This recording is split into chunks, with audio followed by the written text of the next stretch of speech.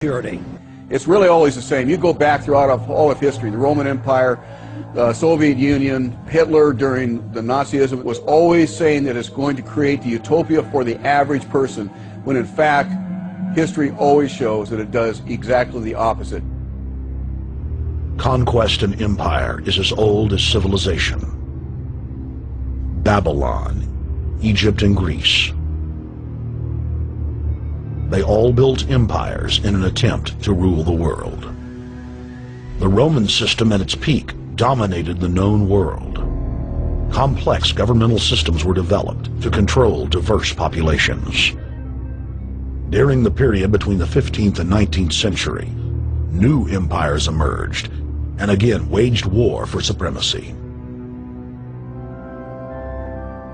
The nobility, as well as the thriving merchant class, were financed by a handful of private banks. Many of the great money houses would hedge their bets and finance both sides of a war. Sophisticated intelligence-gathering networks gave the financiers a clear edge over the governments they were slowly gaining control of. On the 18th of June, 1815, agents of the British arm of the Rothschild family looked on as Emperor Napoleon Bonaparte fought desperately to save his army from the jaws of a British-Prussian pincer attack. A Rothschild agent was able to get the news of Napoleon's defeat at the hands of Lord Wellington to Nathan Rothschild, a full 20 hours before the news reached London. Nathan, the head of the British arm of the Rothschild family, put out the rumor to the London Stock Exchange that Napoleon had won the war. Stocks plunged by 98%, and Rothschild was then able to buy up the entire British economy for pennies on the pound. When the news of Napoleon's defeat finally arrived, stocks soared. Britain was now the undisputed ruler of Europe, and Rothschild ruled England. The already dominant British Empire grew even more aggressive. Her troops and bureaucracy spread across the globe. The sun never set on Britannia's holdings. The banking cartel funded, in fact, since about 1800, they have funded both sides of almost every war. And of course, they're getting the interest off of the loans that they've given the various governments and the wars that they have actually helped stimulate and create. By 1900, Germany was a rising force and a leader of the Industrial Revolution. World War I, for instance, there was absolutely no reason to have World War I, except that it was an ideal opportunity for the banking cartel to make a pile of money by funding both sides of that particular war. On June 28, 1914, the heir to the Austrian-Hungarian throne, Archduke Franz Ferdinand, was assassinated while traveling in a motorcade.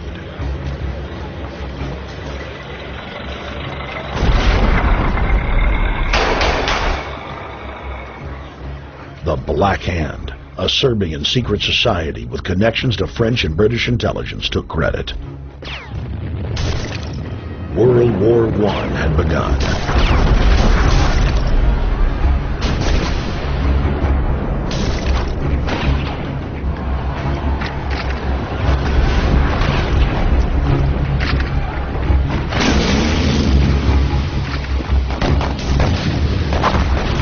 Armaments companies financed by Rothschild-controlled banks in Germany, France, England, and Austria bankrolled all the factions.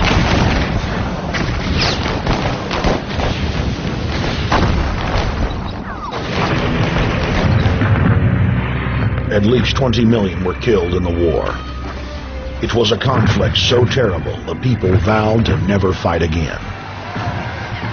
They dubbed it the war to end all wars. The question is, why did they want war? Well, first of all, is money and power. But secondly, they wanted to create the League of Nations. They had this in their plans all along, and as a consequence, once the war was over or about to be over, they began to formulate this idea of a League of Nations, so this would never ever happen again. Hundreds of years of practice made the British experts at hiding their empire behind puppet governments and councils. In the name of stopping all future conflicts, they proposed that countries would join a League of Nations. Their true intention was for the League to serve as a framework for world government. President Woodrow Wilson, who had spearheaded the establishment of the private Federal Reserve System in the United States in 1913, strongly supported the establishment of the League of Nations. Woodrow Wilson was a very naive president. He was basically a college professor that was grafted into this whole system. The League convened in Paris in 1919, but many nations recognized it as a threat to their sovereignty and refused to join. Frustrated by the U.S. Congress blocking the League of Nations, British intelligence, with the help of the Rockefeller family, set up the Council on Foreign Relations in New York City in 1921. The Council recruited the best and brightest of American life to support the growth of the Anglo-American Empire. The CFR's stated mission is to abolish all nation-states in favor of an all-powerful world government administered by a tiny elite.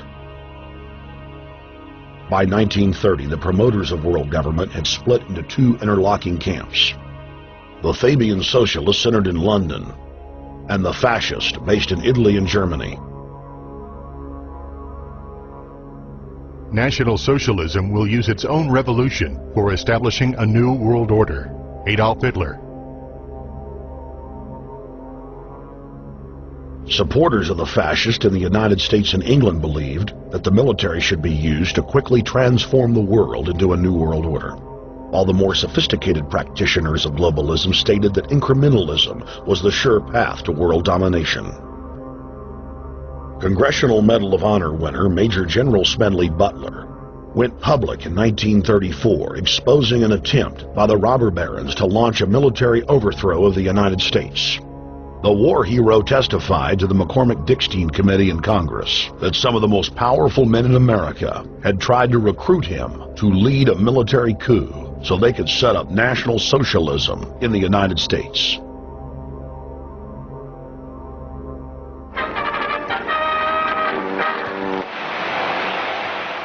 I appeared before the Congressional Committee, the highest representation of the American people, under subpoena to tell what I knew of activities which I believe might lead to an attempt to set up a fascist dictatorship.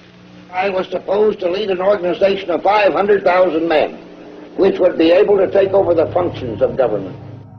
The fascists had also made deep inroads in England. Edward VIII, King of England, was forced to abdicate the throne because of his public support for Hitler. Das es sich dabei nicht nur das negative Problem der Bekämpfung der Lehre und ihrer Organisation handelt, sondern die Durchführung der positiven Aufgabe der Gewinnung des deutschen Arbeiters für den Nationalstaat.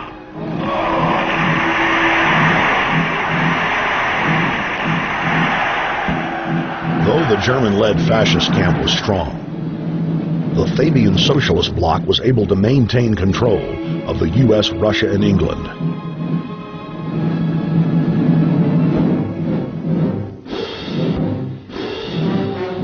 In the build-up to World War II, and during the conflict, the bankers again financed both sides, just as they had done with Napoleon.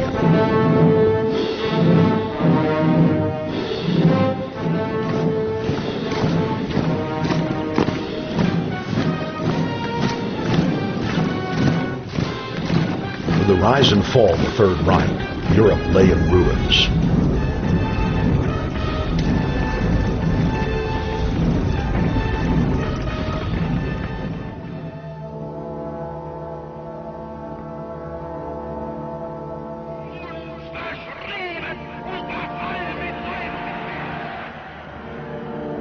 Once again, the elite claimed that only global governance could save humanity from certain destruction.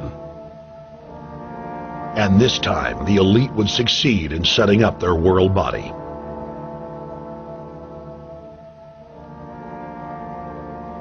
In April of 1945, at the Presidio Naval Base in San Francisco, the United Nations was founded by the victors of World War II. The United Nations complex was then built in New York City on land donated by John D. Rockefeller. Shortly after the elite established the United Nations as their base in the United States, the newly formed World Council quickly began work on the next phase in their plan, the incremental formation of continental superstates. The first step in their trilateral plan was the creation of the European Union. Unifying Europe had been tried many times and was extremely unpopular. Where Napoleon and Hitler had failed to accomplish their goals using force, the globalists would succeed using stealth. The British spearheaded the formation of the Council of Europe on May 5, 1949. The Treaty of London claimed to only establish trade ties between European nations, like NAFTA or GATT in North America. Its true intention was the formation of a European superstate.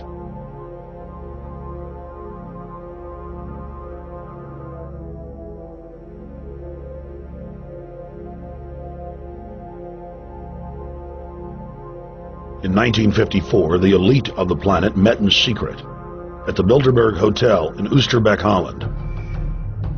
The Bilderberg Group would later admit that their mission was the formation of the EU.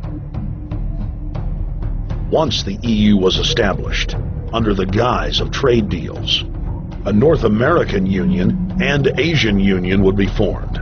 The three interlocking superstates formed the core of the global government, while the United Nations would serve as a world regulatory and enforcement body over the Third World subregions.